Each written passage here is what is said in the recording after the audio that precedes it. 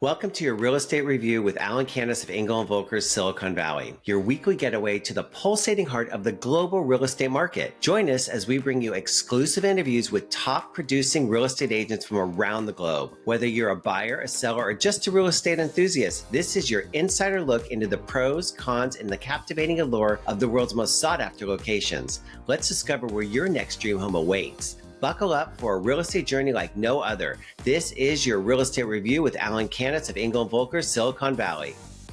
This is your Real Estate Review with Alan Canis. That's me of Engel and Volker's Silicon Valley. Today, we welcome Matt Zaremba covering Big Sky in Montana. Matt, thank you so much for joining us. How are you doing today? Good. It's a powder day here in Big Sky. Dropped the kids off for ski school this morning and happy to be here and happy to chat with you today. Awesome. Your kids go to ski school. We are looking to put my daughter into full-time ski school. So she's sixth grade. She's on the Nice. Heavenly Ski Team. Oh, that's awesome. A lot of fun. So my 5-year-old goes 4 days a week, Thursday through Sunday, 9:30 to 3 o'clock. So he's kind of in a full ski immersion program and then going to school the other couple days a week. And my little 3-year-old goes like 2.5 days or so. And Okay. it's pretty special for them right now. Being at that young age, Casey started, I want to say 4 to 5 years ago, started skiing. Yeah, And she loves it. yeah, it's great. Well, let's dive right in. I know people want to know about Big Sky. Please tell us how, when, and why you are in real estate. I lived in Colorado for the better part of 20 years, grew up in Chicago.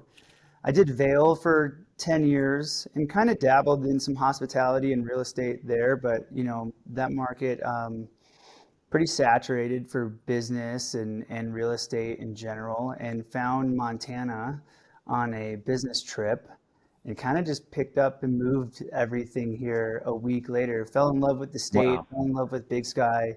I got to ski Big Sky Resort on a powder day, no lift lines. There still aren't any lift lines here, which is amazing. And then kind of took a job just to get out here and got licensed and thought this was a place that we could raise a family and that, I could launch any type of career in the mountains, because the ultimate goal was to stay in the mountains and raise a family in the mountains.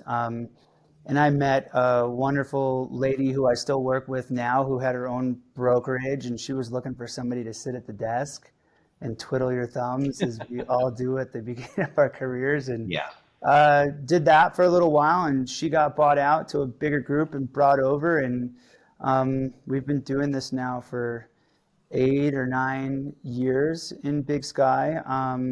And then also started in property management here. So first looked after 60 Airbnbs, VRBO, ran it by myself with just my wife. And that's how we got to know all the neighborhoods, all the houses, and really learn. I had a head start on learning the market before just diving in and trying to sell. It sounds exciting. Yeah, well, it's a A lot new of work. venture. Yeah, the property management thing was a lot of work, but a really great transition into learning real estate and learning, your market, because I think that's a huge challenge when you're first getting, especially when you're living somewhere new. Yeah. And where are you from? Chicago, grew up in Chicago. Chicago originally. Yeah, but went to school, University of Colorado Boulder. That's where, you go and live in the mountains in college and in a beautiful place like Boulder, and it's hard to go back to the city after that. So we've been, 20 years or so at living at 6,000 or 7,000 feet of elevation. Wow. Is kind of what we say. So we've endured a lot of winters, and it's a lot of fun. It's nice when I'm talking to somebody and they're in the area they really want to be in, and they knew that from the beginning. Yeah. I think natural transition to helping other people find their homes here, but it's a place that we love and wanted to be. And we joke, we've got little coffee mugs with our Alan, my business partner, and our logo on it. And in small fine print, it says, I'm never leaving Montana, brother." And that's from a river runs through it. It's a little Brad Yeah, Pitt I shout out remember. there. It's a great place to live. Small town comes with some challenges, probably similarly to living up by you in Tahoe, but we think it's worth it. Awesome. Terrific. What are some of the unique features or attractions of Big Sky that make it an appealing destination for people looking to buy? Yeah. So this was always a resort community. Someone Hmm. came along in the 70s, saw Lone Peak at 11,000 feet, and thought this is going to be an amazing ski community. It's not like this was an agricultural community or like Bozeman, which is 45 minutes away, or it wasn't a mining town. It was always going to be a resort town. We're fortunate that we're kind of at one of the gateways to Yellowstone National Park. So the West Yellowstone Gate is about, you can really get into the park 20 minutes from Big Sky, but the official gate's about 45 minutes away. Okay. So we've got Yellowstone National Park literally at the corner of south of us here. We've got Bozeman, which is a great college town, kind of like a mini Boulder, Colorado 2.0. And then Lone Peak is basically everything that Big Sky focuses around, and we've got some of the biggest skiing in America. And the Gallatin River and the Madison River, so you've got Blue Ribbon, world-class trout destinations, like bucket list trout fishing Wow. for people around the world that are within 45 minutes from Big Sky.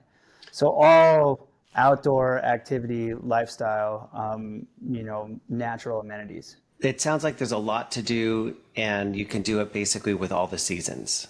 There's Yeah. something fun to do. In the winter, you're skiing, you're snowmobiling, you're really focused on the snow, right? In the summer, we joke it's overwhelming. It's light out until 10 o'clock because we're so far north. Oh, So wow. you can mountain bike, fish, go play golf, and then go to a concert still at night, and it's still not dark out. So, if you're not a big skier, the best time to come and visit is in the summer. There's just so much to do. It's kind of overwhelming. When people come to town, our list of things to do in the winter is ski, go eat, shop, drink, snowmobile, go to Yellowstone. And obviously skiing's the 99% of the reason everybody comes here in the wintertime.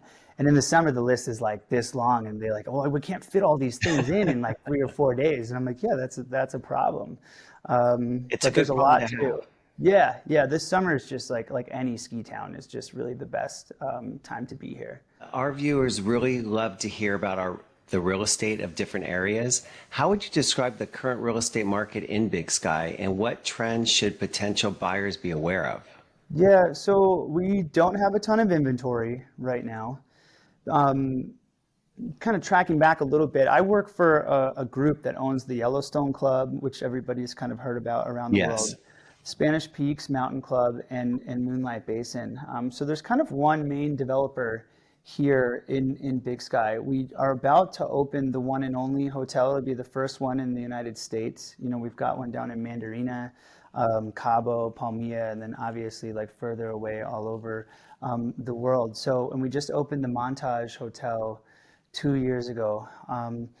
We're finishing that one and only hotel right now, so we don't have a ton of product. All of our kind of like, I don't want to call it our eggs are in that basket, but we're trying to get that open this summer, and we're super, super close, and we'll do that. So we have limited inventory, whether it's in private golf and ski communities or down here in the town where everybody lives. The town, some of the best buys in the last 5 years, obviously huge rush during COVID, just like you guys see in your market or anywhere Yeah. pretty near a beach or a mountain. And there's some great deals right now in our town center and Meadow, and pricing has stabilized pretty healthy on the mountain and in the clubs. But the problem is that there just isn't a ton of inventory. So when something great comes on the market, it's still moving like that. We're very driven by snow. So last year we didn't have a great snow year. Sales over the winter were okay. We are having like a record snowfall this year, and like I think I told you before the call, we did 15 contracts in 14 days. So there's Yeah. things that are moving here. I don't know what it's like in your market post-election to like the $1 million question. We think people have kind of gotten off the fence a little bit, and there just isn't a ton of inventory to choose from. My brother-in-law had asked before the election, he said, what's going on? Why are people on the fence? Why are they waiting? And I said, that's a very good question. Because as soon as the election happened, people jumped off the fence, and it didn't affect anything. No. And so they were Yeah, just waiting. interest rates didn't change. Like it didn't. we're snow farming here, right? I didn't Yeah. realize that until last year, and we had such a bad snow year. I'm like, why isn't anyone buying? But like anyone could have gotten elected, and then if it snowed a ton, we're going to have a really nice, first quarter here. So no, it didn't change a ton. Interest rates are the same. I think people are just settling into what's normal. Yeah. And We're, the good news is prices aren't like, you list your house for 2 million and then you sell, and then I turn around the next day and my house next door is 2.5 million of the same house in 24 yeah, hours. That's not happening anymore. It's a healthier market. that's what we're seeing too. Yeah. And the homes that are sitting have a quirkiness to them. Buyers are Yeah. being very, very choosy on what they buy instead of, before, COVID and before, they were just buying whatever came on the market.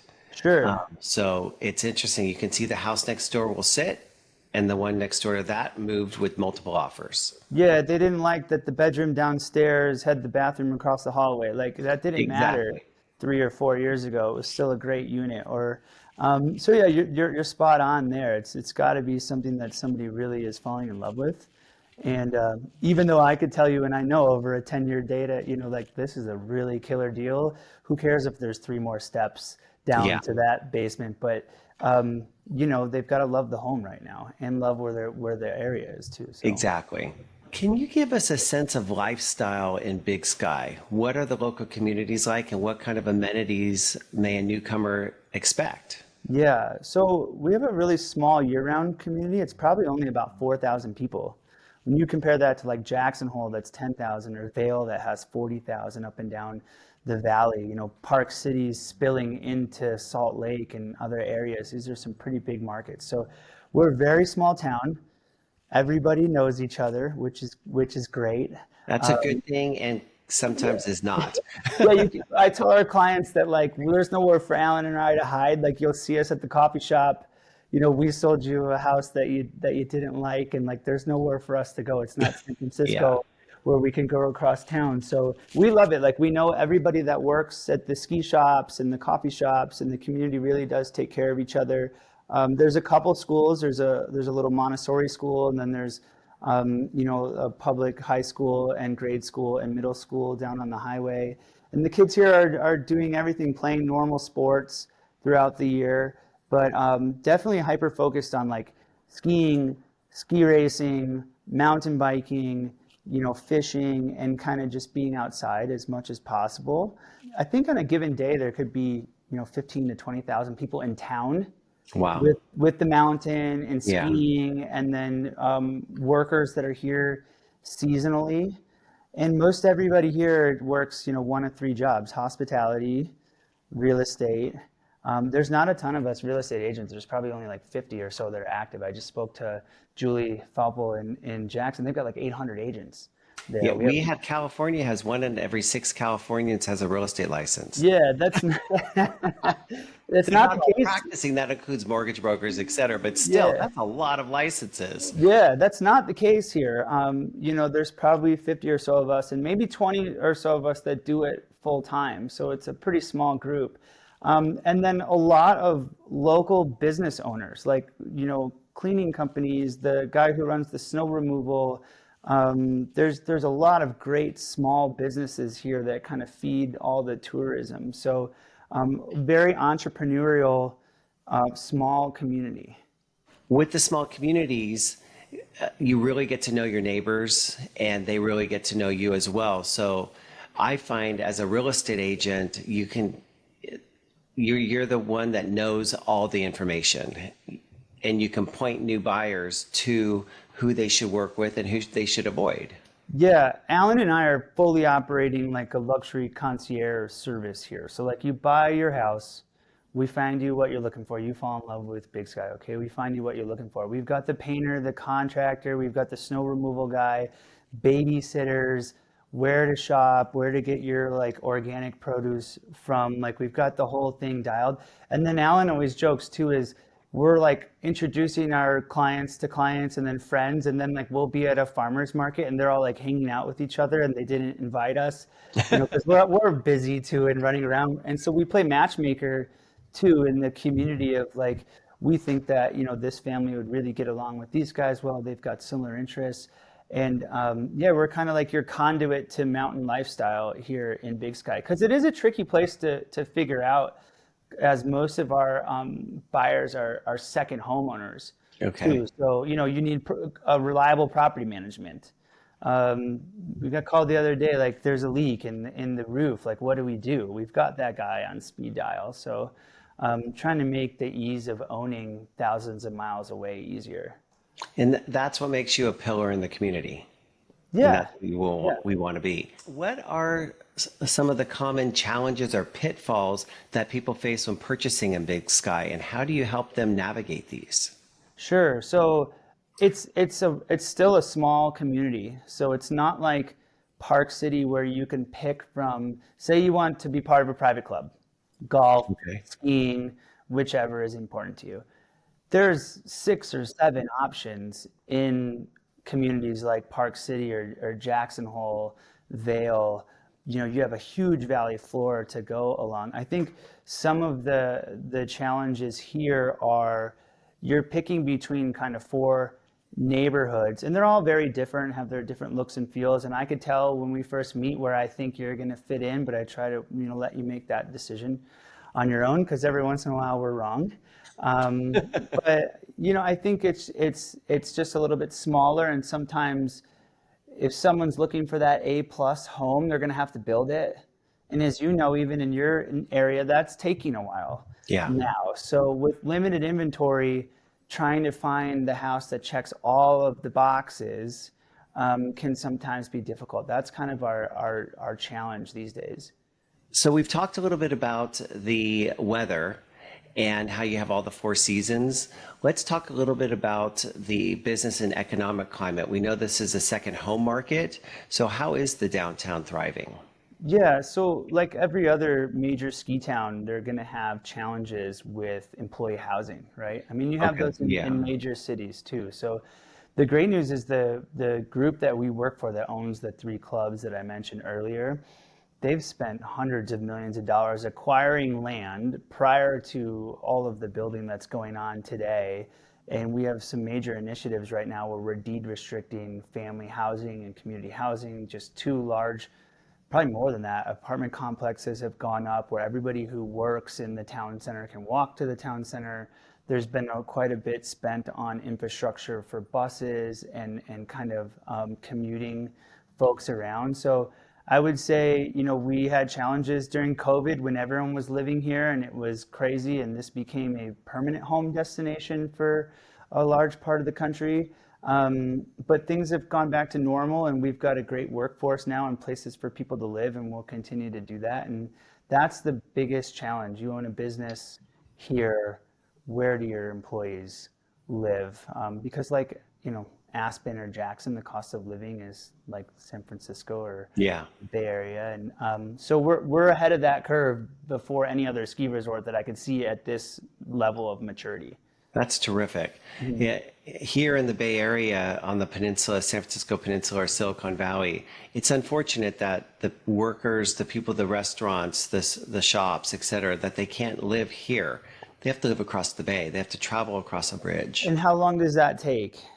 Could take anywhere between 35 minutes to an hour, Okay, so depending we on do where have they're at. we do have Bozeman, which is 45 minutes away, and the Gallatin Valley has 100,000 people that live in it, even only 4,000 live in Big Sky, right? Okay. So but you're going down a 2-lane highway at 60 miles per hour with the beautiful Gallatin River. That's where some of, River Runs Through It was filmed back in the day. And in the summer, it's not so bad, but on a day like today where it's snowing a ton, we want to have all of our employees here because that's a haul. So Yeah. about the same distance of people driving in and out of, the peninsula like you're discussing, but that's kind of more probably bumper to bumper traffic. This can be like a little bit more of an intense daily commute for us here. So that's why we want more people living here. That makes sense. Makes perfect sense. From your perspective, what are the top benefits for someone considering to move to Big Sky? Well, there's some good tax benefits depending on what states you're coming from. So especially West Coast and I was East going to say Coast. California. Yeah, I think anywhere you could probably move just a state over, you know. So there's definitely some tax benefits to it. I think you really need to love to be outside and in the mountains, and if that's something you're looking for, that's got to be number one. There's plenty of jobs here, but most of the people that have relocated here over the last couple of years and stayed have remote work, which is obviously popular around the country right now. But it's somewhere where you could work, 9 to 5, and then go out and cross country ski after work, go fishing after work. In the summer, like I said, it's light out till 10 o'clock. You've got 5 hours to go do things if the kids want to bike or hike, and it's kind of an endless opportunity summer from June all the way to like September 15th. So, and there's really like no congestion. Like, we've got a lot of people in town over July 4th, Christmas, but like there's no one on the road right now, and it's a powder day. I can look out my window here. There's like one car going by up to They're the all mountain. skiing. Yeah, everyone's going. They did it already this morning, and we just don't have the kind of congestion that some of these other mountain towns have at this point. In what ways do you, as a real estate agent, provide value to someone relocating from another region or state? And how do you differentiate yourself from other agents? I know you only have 50, but Yeah. Well, when we narrow it down, so I'll give you this, our office here does about 80% of the volume in all of, okay, it's a pretty wow. sizable market share that you don't see even in other ski towns, right? We also we're at the table with the main developer here in town, so we know what we're building next year. There's a new hotel going up right where I'm sitting this summer. I know all the amenities that are coming. So we kind of have a pathway forward for the next 5 to 10 years sitting here with the developer on a daily basis and having their offices across from us. And the relationships that we have here in Big Sky, it's probably like Marin. There's probably like 10 or 15 people up there, right, that have a lot of the listings and know when Yeah. things are coming on. And if it's good, it's moving fast. So there's quite a bit of off-market transactions here, and just kind of the knowledge that we have being in the room with those 7 to 10 active. I also know, like, if I take you down the street and you tell me what color the house is, I probably know who your neighbor is. I know that they're going to build a par 3 course behind that whole open field that looks so pretty, right there that I can see out my window here. So there's so much knowledge that we've gained over the last like decade of being here in our relationships that I think we can avoid some common mistakes that, you buy a house and you're like, hey, no one was supposed to build in that big valley across from me. Like, actually, there's 300 units Wow. going in there. So just trying to avoid some of those mistakes and make sure you've got the right place for the next like 10, 15, 20 years. And that's important. And it's important to work with somebody that has the knowledge. Here in the Bay Area, there's, I would say, at least 20% are sold off market. And if Yeah. you're not in the know of that 20%, your clients miss out. Well, So, and we know when the developer here is going to list like a whole new community, right? yeah. I've seen the drawings for the last 8 months. Maybe they brought us in and like, what would you add or take away from this floor plan? So if you're shopping for something, I'm not going to push you into something that if I know that hey, look, in about 6 months from now, we're going to release this other project right over here. Let's go take a look at it. It's just dirt. But if this fits better, let's at least get this off your plate if you're not interested, or we're going to buy something now. So we're not rushing into like, oh my God, I have to find something. I need to be in Big Sky today, unless you honestly do. Yeah. So yeah. What is one piece of advice you would give someone who is thinking of buying in Big Sky? Yeah, just kind of what we talked about. I'd link up with the right person.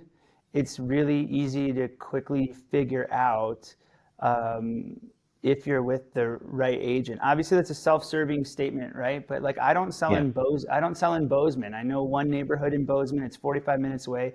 It's one of the fastest growing microeconomies in the country. Like, it would be a great market for Alan and I to go and work in.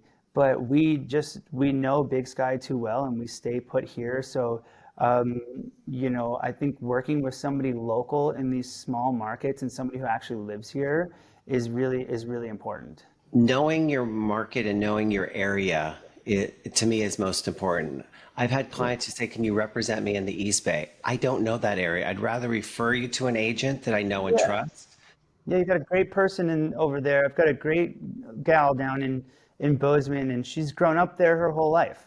She knows Yeah. everything. I know one neighborhood. I'm like, oh, this is cute over here. We spend some time. Like, I'm not doing you any service. You're not doing anyone any service going out of what your niche is there. We've talked about that Big Sky, the current market could be a little crazy. There's not enough inventory. What do you think is causing it? Well, we're one of the main builders, right? And Okay. also build costs and time are high right now. It'll take you 2 years to build a house, even if it's something normal. If you're building, your family dream home, it could take 3 years. Just a year alone of architectural review, engineering, and planning, right? It takes us a while to build because of the climate that we're in, the topography and geography of where we're located, and labor. But we have a lot of those resources focused on finishing that one and only project right now. It's a $500 million project up there. It's one of the most, you It's a have to big take a look project. at. Yeah, it's one of the most, you can walk in it and it's almost ready. It's one of the most beautiful hotels I've ever been in. And the gondola's open and running right now, and the restaurant's open, so part of it's open up there. So I think there's a lot of focus finishing that off, and then we'll move on to the next project. And people don't really want to leave Big Sky either. So, we had a lot of people buying in the last 5 years. They're at 3% interest rate. They Yeah. don't really want to or have to sell their home. I hope they don't want to sell their home either.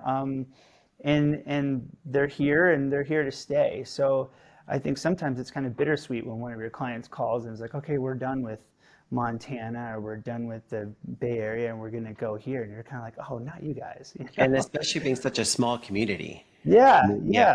yeah. So I just don't think people are hanging on because they love it here and they got bought for a good price and have a good rate, and they don't need to sell their home. So I mean, you guys are experiencing some of that too, right? Like if someone's locked in at 2.5%, Yeah. and then there's no reason to trade properties either. Like, hey, I want to move to this neighborhood, but why would I do that when I could? Exactly. And my clients and a lot of agents' clients who bought at and then have the 2 point something, 3 point something interest rate, the only reason they're selling that I'm seeing right now is if there's a death, a divorce, or a relocation. Yeah, And some of them are even holding on and renting because the yeah. interest rate is so low. Why not see what's going to happen 2 years down the road?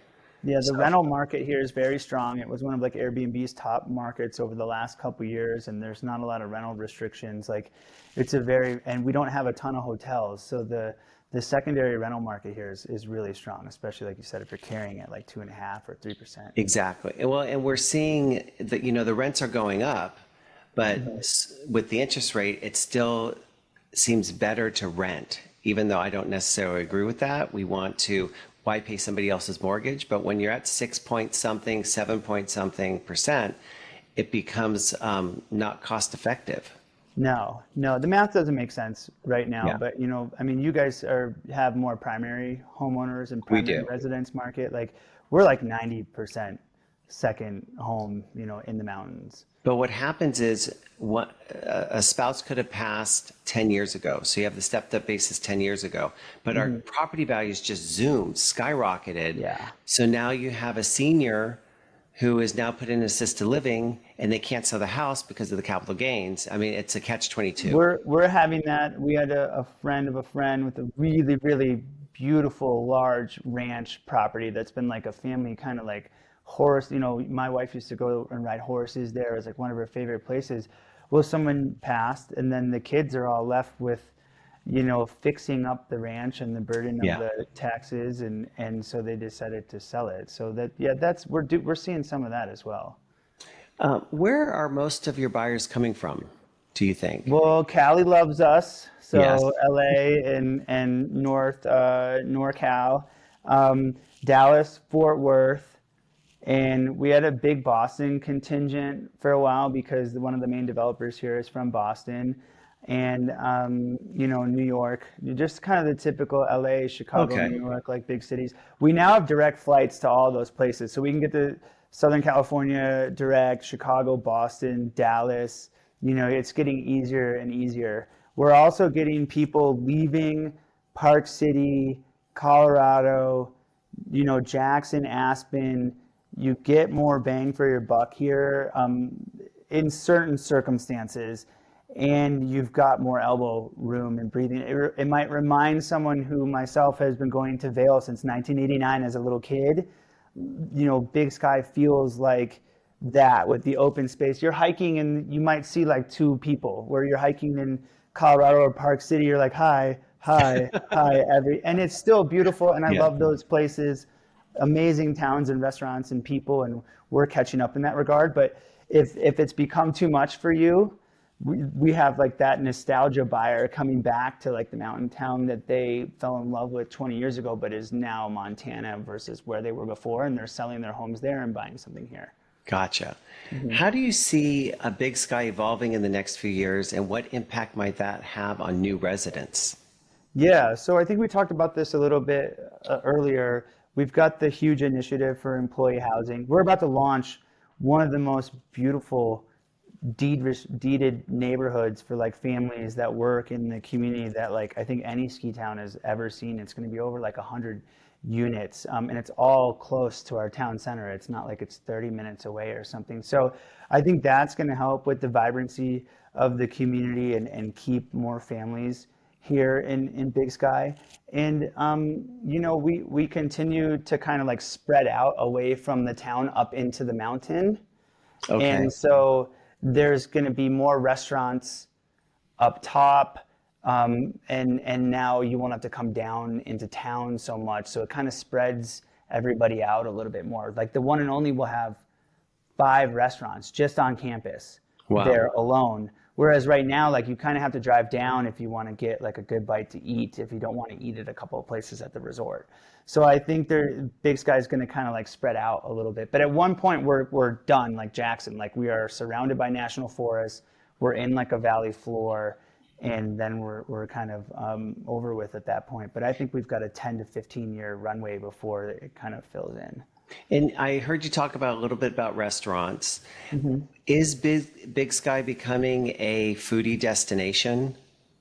When that Do you one and think? only opens, we've got, we just took the chef from the LA Pendry there, Okay. and he's working up at the new restaurant called the Sky Lodge in the Landing.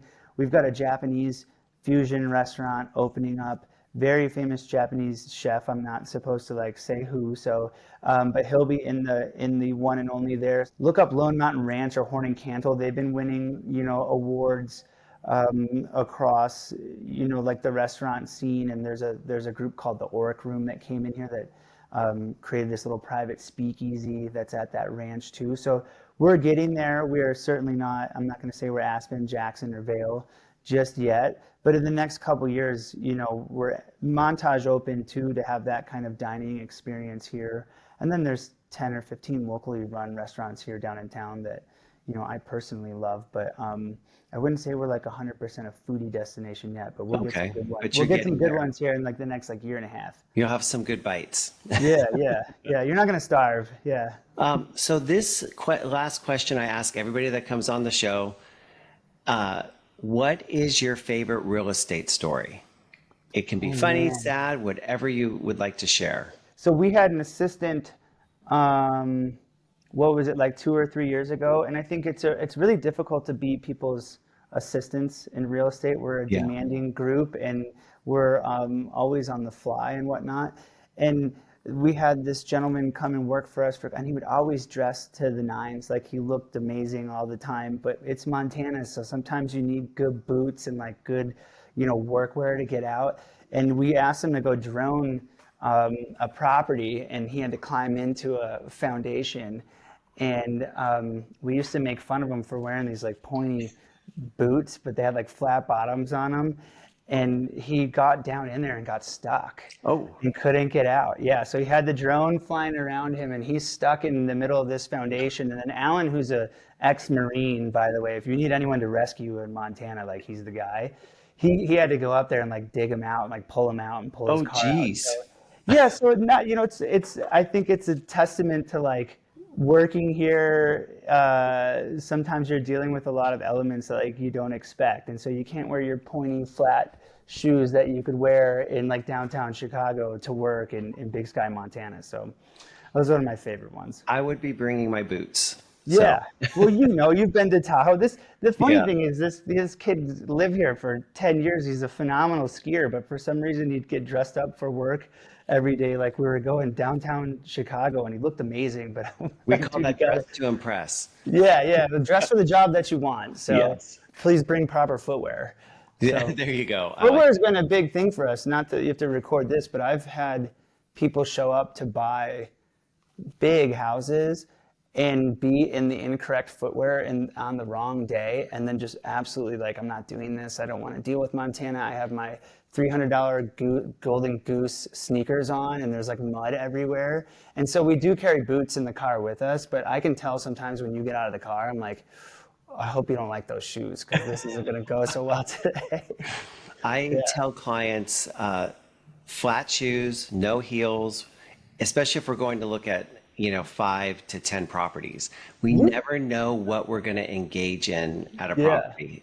You do that a lot? Like that's something we'll spend hours driving around town with people and like, here's this community, here's this club, here's this neighborhood, where do you want to be? And then that's like almost sometimes day one. But like you go on these like 20 unit showing days where you're in and out of 20 different houses, like Yeah. passing people and coming in, like you got to be so organized for that. I'm very organized and I have a very Really? organized assistant. Okay. And my favorite things to do, and I don't do it very often because most clients will either go and look at the houses on their own or you can see everything online. I like to preview houses before I show a client. Okay. And going and looking at, 5 to 10 different properties, you really get intimate with the clients. And Yeah. I love being able to show off where I live. It's one of my Cool. favorite things to do, but I don't get to do it very often. So you're thinking it's like time spent. So we do that in the car. There's a lot of driving because one club is 30 minutes from the other club because there's a giant mountain in the way. So we got to like drive all the way around. So we do spend a lot of time with them, but we're not in and out of that many houses most of the Yeah, time. it depends on what the client's looking for. Like I have a client right now looking between Millbrae and Mountain View. And so I can narrow it down and figure out what to show them and what's going to be the most time effective. But getting from Millbrae to Mountain View, that's probably going to be a 4 to 5 hour tour. Okay. And then I pack a cooler in the trunk and apples and Yeah. food, water, etc. You're So dealing with traffic too, depending on time of day. Like, I try yeah, to maneuver it without the traffic. yeah, yeah. Cool. Well, Right and on. It's always interesting to hear about other people's days. so Matt, thank you so much for coming on the show. Anybody that is looking to be in Big Sky, you need to contact Matt Zaremba. He is your man. So Matt, thank you again.